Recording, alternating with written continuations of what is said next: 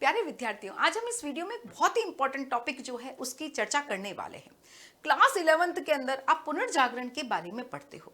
14वीं से 17वीं शताब्दी यह वह समय था जब मनुष्य के अंदर परिवर्तन आया, उसकी बुद्धि में परिवर्तन आया। वह कला, विज्ञान, साहित्य, भवन निर्माण, वास्तुकला, जीव विज्ञान सभी क्षेत्रों में प्रगति करने लगा। ऐसा क्यों हुआ? क्योंकि जो मध्यकाल था उसमें सामंतवाद था। सामंतवाद का बहुत जबरदस्त प्रभाव था और सामंतवाद ने मनुष्य को जकड़ कर रखा था। मनुष्य की जो बुद्धि थी उस पर लॉक किसने कर दिया? सामंतवाद ने। लॉर्ड जो है वह किसानों से बहुत ज्यादा काम करवाता। वह बेचारा किसान अपने खेत में काम करता, लॉर्ड के खेत में काम करता, तो उसे कला, साहित्य, विज्ञान इसकी तरफ ध्यान देने का समय नहीं था, उसके पास पैसा नहीं था। यह सारी स्थिति चल रही थी मध्यकाल में। लेकिन हम देखते हैं 14वीं शताब्दी में परिवर्तन आता है और 14वीं शताब्दी में पुनर्जागरण होता है। यह पुनर्जागरण क्या था? पुनर्जागरण वह समय था जब हम देखते हैं कि मनुष्य जो है स्वतंत्र होने लगा, उसकी बुद्धि स्वतंत्र होने लगी, चर्च का प्रभाव कमजोर होने लगा, वह खुद के बारे में सोचने लगा, खुद के लिए जीने लगा।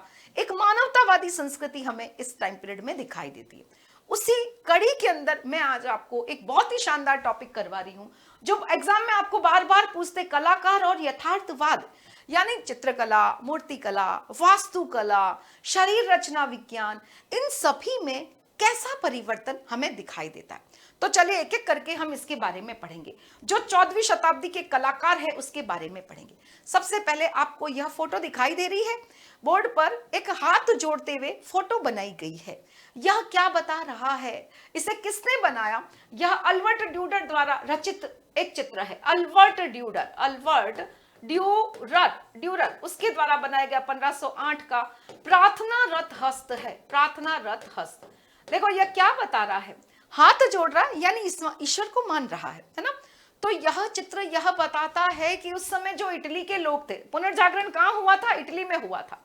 तो यह बता रहा है कि उस समय के लोग धार्मिक थे, अधार्मिक नहीं थे। ऐसा नहीं है कि वो लोग धर्म से छूट गए, नहीं, ऐसा नहीं है।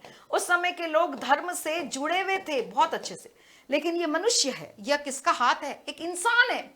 यानी इससे यह पता चलता है लोगों को अपने ऊपर विश्वास हो गया कि वह धीरे धीरे इस पूरे संसार की जो गुत्थी है उसको सुलझा देंगे और बहुत ही निकट समय के अंदर पूर्णता को प्राप्त कर लेंगे, ब्रह्मांड के रहस्य को समझने लगेंगे। और वास्तव में खगोल हम देखते हैं, इसकी जानकारी इन्होंने जुटाई, इन्होंने पता लगा लिया इस टाइम पीरियड के लोगों ने कि पृथ्वी सहित सारे ग्रह सूर्य के चारों ओर चक्कर लगाते हैं ना। तो यह प्रार्थना रथ हस्त, ये पहला कलाकार है अल्बर्ट ड्यूरर, जो यह चित्र बनाता है 1508 में और यह बताता है कि मनुष्य अपने आप से जुड़ने लगा, मनुष्य को अपने ऊपर विश्वास होने लगा। क्या विश्वास होने लगा? कि जो गुत्थियां हैं ब्रह्मांड की उसको सुलझा लेंगे और बहुत ही जल्दी पूर्णता को प्राप्त कर लेंगे, उसे यह विश्वास हो गया। इसी के साथ इसमें इस कलाकार ने यह बताया कि आपकी कला जो है वह यथार्थ से जुड़ी हुई होनी चाहिए, प्रकृति से जुड़ी हुई होनी चाहिए। आप मानव से उसको जोड़ो, मानव से जोड़ो। आपकी कृति जो है उतनी ही सजीव होगी जितनी वह मनुष्य से जुड़ी हुई होगी। जब आप प्रकृति के सार को समझ लोगे तो चित्रकला बहुत अच्छी होगी। आपने कल्पना करी और चित्र बना लिया, वह चित्र सजीव नहीं होगा। जब आप उसको मनुष्य की कृति से भर लोगे, जैसे मनुष्य के हाथ, तो वो बहुत जीवित कृति होगी। तो यह अल्बर्ट ड्यूरर का यह पुनर्जागरण के समय का चित्र है। देखो यह क्या है? ये बहुत ही सुंदर चित्र भी है और ऐसी मूर्ति भी बनाई गई थी। यह माइकल एंजेलो के द्वारा जो है, माइकल एंजेलो इसके द्वारा बनाई गई। माइकल एंजेलो जो है उसके द्वारा बनाई गई। और इसका नाम क्या है? इस चित्रकला का नाम है दी पाइटा नामक चित्र। ये दी पाइटा चित्र भी है और मूर्ति भी है। इसमें ईसा मसीह है जिसे उनकी मां ने धारण किया, उनकी मृत्यु हो गई है, वह मैरी है जो ईसा को धारण किए हुए है। और यह चित्र जो है वह बनाया गया, यह भी बिल्कुल हूबहू मानव जैसा दिखाई दे रहा है। देखो आपको ऐसा लग रहा है ना एक बार के लिए कि एक वास्तव में एक औरत है और एक आदमी को हाथ में लिए हुए है। तो इस प्रकार से सजीव चित्र जो है बनने लगे। अगर चित्र पूछे दो पुनर्जागरण के काल के, तो उसमें ये चित्र भी है। दी पाइटा चित्र में भी ले लोगे और वास्तुकला में योगदान पूछे तो दी पाइटा नामक मूर्ति भी लिख दोगे, तब भी आपको नंबर मिलेंगे, क्योंकि यह न केवल चित्र था बल्कि यह मूर्ति के रूप में भी बनाई गई थी, दी पाइटा। चलो आगे चलते हैं। ठीक इसी प्रकार से हम देखते हैं, अरे वाह, यह कौन है? Leonardo da Vinci. यह व्यक्ति बहुत महान व्यक्ति था, क्योंकि यह एक नहीं दो नहीं काफी सारे टैलेंट से भरा हुआ व्यक्ति था, जिसे रेनेसां व्यक्ति कह सकते हैं। इसने चित्रकला में योगदान भी दिया। ये मोनालिसा नामक एक जो महिला है उसकी चित्र बनाया। क्या ये महिला बहुत खूबसूरत महिला थी? ये मोनालिसा की पेंटिंग पूरे वर्ल्ड वाइड फेमस है। क्या ये बहुत खूबसूरत ऐश्वर्या राय थी? नहीं। इसकी मुस्कान, पहली बार महिला की मुस्कान यानी जीवित फोटो बनाए गए, इसीलिए ये वर्ल्ड में फेमस हुई। इसकी बहुत सरल मधुर मुस्कान जो है लियोनार्डो दा विंची ने दिखाई।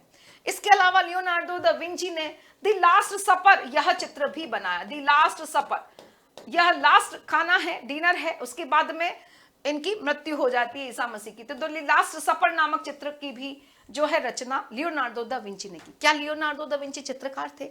हाँ, चित्रकार थे। लेकिन इसी के साथ साथ बच्चों ये वनस्पति में, गणित में, विज्ञान में, हर क्षेत्र में रुचि रखते थे। ये देखते थे एक पक्षी उड़ रहा है, क्यों उड़ रहा है, हम क्यों नहीं उड़ सकते? और इन्होंने बहुत प्रैक्टिकली इसके कुछ न कुछ बनाते गए अपने यंत्र, और आखिर इन्होंने एक उड़न मशीन का निर्माण कर दिया था। वनस्पति बहुत ज्यादा उसकी भी खोज करते रहते थे, आखिर यह कैसे, क्यों, कहाँ हो रहा है। इस प्रकार से इन्होंने अपने आप को परीक्षण का अनुयायी नाम दिया था। चलो अब बात करते हैं वास्तुकला के क्षेत्र में भी पुनर्जागरण के टाइम पीरियड में जबरदस्त परिवर्तन हमें दिखाई देता है। पूरा रोम बहुत सुंदर सज गया। कौन कौन से वास्तुकार थे, क्या हुआ था रोम में, इसको समझोगे। 1378 तक तो हम देखते हैं रोम में क्या हुआ बच्चों। 1378 तक तो हम देखते हैं कि रोम के अंदर दो पोप थे, वह लड़ रहे थे। 1378 और दो यहाँ पर पोप चुने जा चुके थे, और ये निर्वाचित पोप जो थे, दो पोप थे, और आपस में लड़ते रहते थे। लेकिन 1417 तक आते आते हम देखते हैं कि इनका झगड़ा खत्म हो गया और एक पोप जो है शक्तिशाली हो गया। और इसने क्या किया, इसने पूरे रोम को पुनर्जीवित कर दिया। पुनर्जीवित यानी रोम मर गया था, अब जिंदा हुआ। इसका कहने का मतलब यह है बच्चों, पूरा शहर जगमग हो गया। सुंदर देखो, यह आपको दिखाई दे रही है फोटोज, यह पूरी दीवारों पर बनाई गई है। ऐसा कब हुआ? जब हम देखते हैं पोप ने क्या कर दिया, पोप ने वास्तुकला को प्रोत्साहन दिया। अब यहां पर सुनोगे 15वीं शताब्दी, इस समय तक जो पोप था वह शक्तिशाली हुआ और उसने कहा खुदाई करो, निकालो प्राचीन काल की मूर्तियां कैसी थी, प्राचीन काल के भवन कैसे थे, प्राचीन काल के जो महल थे वह कैसे बने हुए थे। प्राचीन काल में यूनान में बहुत बढ़िया सभ्यता थी ना। तो इस प्रकार से यहाँ पर हम देखते हैं पुरातत्व एक नया विषय बना, खोजें शुरू हुई, पुरातत्व एक नया हुनर था, खुदाई की जा रही है, अवशेष ढूंढे जा रहे। और अब उन वास्तुकारों को प्रोत्साहन दिया गया, ऐसे वास्तुकार जो प्राचीन शैली में प्राचीन शैली में भवन निर्माण कर सकते थे। प्राचीन जो रोमन शैली थी, रोम की जो पहले की चलने वाली शैली थी, उसी में जो भवन बना सकते थे, ये प्राचीन रोमन शैली है। इसी का पुनरुद्धार किया गया, पुनरुत्थान किया गया, यह ध्यान रखना, उसे वापस जीवित किया गया और इस शैली को शास्त्रीय शैली का नाम दिया गया। जो वास्तुकार शास्त्रीय शैली में पारंगत होता उसी को अपॉइंट किया जाता, उसी को ऑर्डर मिलते। तो वास्तुकार बहुत ज्यादा पारंपरिक शैली में काम करने लगे। इसी कड़ी में बात करते हैं हम किसकी, माइकल एंजिलो साहब की। माइकल एंजिलो जो थे, इनके द्वारा क्या बनाया गया, माइकल एंजिलो के द्वारा ही सिस्टीन चैपल की छत जो अभी मैंने आपको दिखाई, वो बहुत सुंदर चित्रों से सजाई गई, बहुत सुंदर मूर्तियां उकेरी गई। और इसी के साथ साथ सेंट पीटर के गिरजे का गुंबद भी माइकल एंजिलो के द्वारा बनाया गया और वो अमर हो गए। इसी वास्तुकला की कड़ी के अंदर हम देखते हैं उन्होंने यह दी पाइटा नामक मूर्ति की भी निर्माण किया था। दी पाइटा नामक मूर्ति भी माइकल एंजिलो के द्वारा बनाई गई। और इसी कड़ी में हम बात करते हैं फ्लोरेंस के रहने वाले बहुत ही शानदार व्यक्ति जिन्होंने दी ड्यूमा नामक गुंबद जो है बनाया। कौन थे वो व्यक्ति? ब्रूनेलेशी। फ्लोरेंस के रहने वाला एक व्यक्ति था ब्रूनेलेशी, जिसने दी ड्यूमा नामक जो है गुंबद का यह मानचित्र, यह जो इसका स्ट्रक्चर है वह तैयार किया था, डी ड्यूमा। और इसके अंदर क्या खास बात थी, बहुत बड़ी यह एक संरचना है, लेकिन किस प्रकार से इसको समायोजित किया जाए, ये सुंदर दिखे और कैपेसिटी भी बढ़िया रहे। तो यह प्रोजेक्ट वर्क ब्रूनेलेशी का था। और अब यह परिवर्तन आया कि व्यक्ति की खुद की पहचान होने लगी। पहले व्यक्ति गिल्ड का मेंबर होता था, लेकिन अब व्यक्ति की खुद की पहचान हुई, कला में यथार्थवाद आया, चित्रकला में रेखागणित का प्रयोग किया, ज्योमेट्री से बहुत अच्छे से आप सुंदर से हाथ, अगर मैं हाथ बनाऊं एक अंगुली छोटी एक बड़ी तो मजा नहीं आएगा, तो ज्योमेट्री का प्रयोग किया। प्रकाश के बदलते हुए गुणों का प्रयोग करके 3 डायमेंशनल चित्र बने और तेल का प्रयोग करके चित्र जो है रंगीन और चटक बने। इस प्रकार कला के अंदर चित्रकला में यथार्थवाद आया, वास्तुकला में यथार्थवाद आया, इसी के साथ मूर्ति कला जो है उसमें यथार्थवाद आया, पूरे शारीरिक अंगों की संतुलित मूर्तियों का निर्माण किया गया। यही कलाकार और यथार्थवाद है। Thank you very much.